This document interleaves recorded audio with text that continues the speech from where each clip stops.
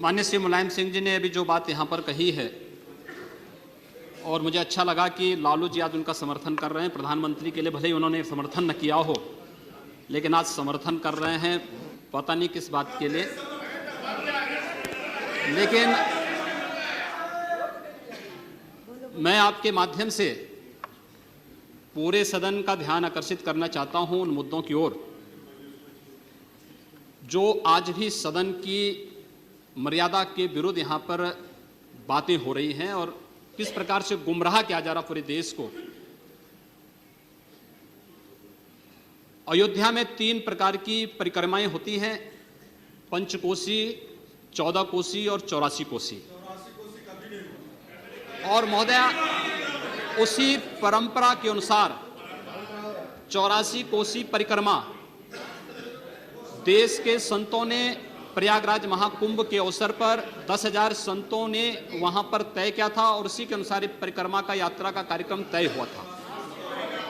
महोदया, मैं स्पष्ट कर देना चाहता हूं कि अयोध्या में श्री राम जन्मभूमि, जिस पर माननीय उच्चतम न्यायालय ने इलाहाबाद उच्च न्यायालय की खंडपीठ के निर्णय के बाद स्थगनादेश दिया है, उससे 25-30 किलोमीटर दूर बस्ती जनपद के मखोड़ा नामक स्थान से, जहां पर महाराज दशरथ ने पुत्रेष्टि यज्ञ किया था, उस स्थान से इस परिक्रमा यात्रा को प्रारंभ होना था और विशुद्ध धार्मिक यात्रा थी। इसमें किसी राजनीतिक दल का कोई हस्तक्षेप नहीं था। बिल्कुल 200-250 संतों को इस यात्रा में चलना था और 13 सितंबर तक ये 20 दिन की यात्रा है। लेकिन जिस प्रकार से धार्मिक स्वतंत्रता के मौलिक अधिकार पर उत्तर प्रदेश सरकार ने प्रहार किया है, महोदय, पहली बार ये देखने को मिला है कि लगभग 2000 से अधिक संतों को गिरफ्तार किया गया है और पूरी तरह अपमानित किया गया है।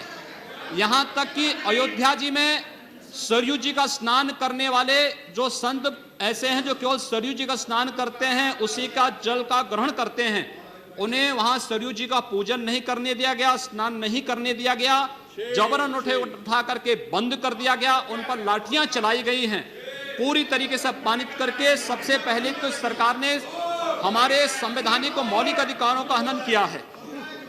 दूसरा, जहां तक स्थगन आदेश की बात है, मैं याद दिलाना चाहूंगा, इस देश के अंदर सेकुलरिज्म के नाम पर राजनीति करने वाले उन सभी दलों को 1994 में कांग्रेस नेतृत्व की ही सरकार ने सुप्रीम कोर्ट में एक शपथ पत्र दिया था और ये कहा था कि अगर तय हो जाएगा कि अयोध्या में विवादित तो जो ढांचा था वह ढांचा किसी हिंदू मंदिर या स्मारक को तोड़ करके बनाया गया है तो हिंदू भावनाओं के अनुरूप कार्य होगा।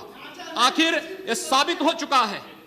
अयोध्या में 30 सितंबर 2010 को इलाहाबाद उच्च न्यायालय की लखनऊ खंडपीठ की पूर्ण पीठ ने जो फैसला दिया है, उसमें तीनों जजेस ने एक स्वर से कहा है कि विवादित भूमि ही राम जन्मभूमि है और जब विवादित भूमि राम जन्मभूमि है तो फिर उसके लिए कानून बनाने की मांग इस देश का संत समाज कर रहा है, कोई पाप नहीं कर रहा है।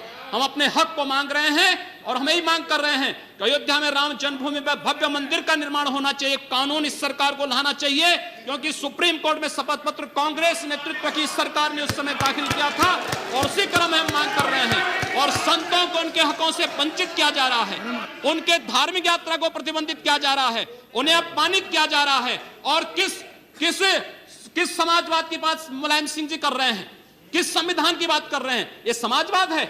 स्वयं राष्ट्रीय अध्यक्ष हैं, इनके 2 भाई महासचिव हैं, इनका पुत्र प्रदेश अध्यक्ष है। कौन से समाजवाद की बात करते हैं? परिवारवाद की बात करते हैं। बेवकूफ बना रहे देश को, ये केवल देश को बेवकूफ बनाने का कार्य कर रहे हैं और बेवकूफ बना करके समाजवाद के नाम पर समाज को बेवकूफ बना करके सेकुलरिज्म की धज्जियां उड़ा रहे हैं। 30 दंगे उत्तर प्रदेश के अंदर हो चुके हैं महोदया, 1 वर्ष में 30 बड़े-बड़े दंगे। हर दंगे में हिंदू प्रताड़ित हुआ है, हिंदू जेल में बंद हुआ है और ये सरकार परंपरा की बात करती है। किस परंपरा की बात इस सरकार कर रही है? कि आतंकवादियों के खिलाफ दायर मुकदमों को वापस लेना कौन सी परंपरा का हिस्सा है? ये सरकार उत्तर प्रदेश के अंदर जिस प्रकार से सरकारी जमीनों को कब्रिस्तान के नाम पर आवंटित कर रहा है, कौन सी परंपरा का हिस्सा है? जिस प्रकार से वहां के गरीबों, वहां के पिछड़ी जाति, वहां के अनुसूचित जाति के हकों पर डकैती डला करके ये सरकार जिस प्रकार से जंगल राज कायम की उत्तर प्रदेश के अंदर, आखिर वो किस परंपरा का हिस्सा है? और इसी इसीलिए मैं आज के इस माध्यम से आपसे अनुरोध करना चाहूंगा, उत्तर प्रदेश सरकार ने उत्तर प्रदेश के अंदर हमारी धार्मिक भावनाओं का अपमान किया है, संतों को अपमानित किया है। इस सरकार को रहने का अधिकार नहीं होना चाहिए, इसे तत्काल बर्खास्त किया जाना चाहिए।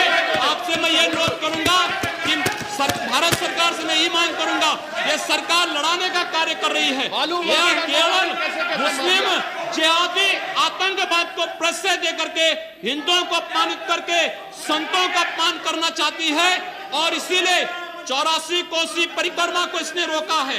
महोदया, जितनी फोर्स वहां लगाई गई उसका दशांश भी महोदया उसका केवल दशांश भी केवल सुरक्षा के लिए देखी 200-250 संत अपनी धार्मिक यात्रा को शांतिपूर्ण ढंग से निकालते।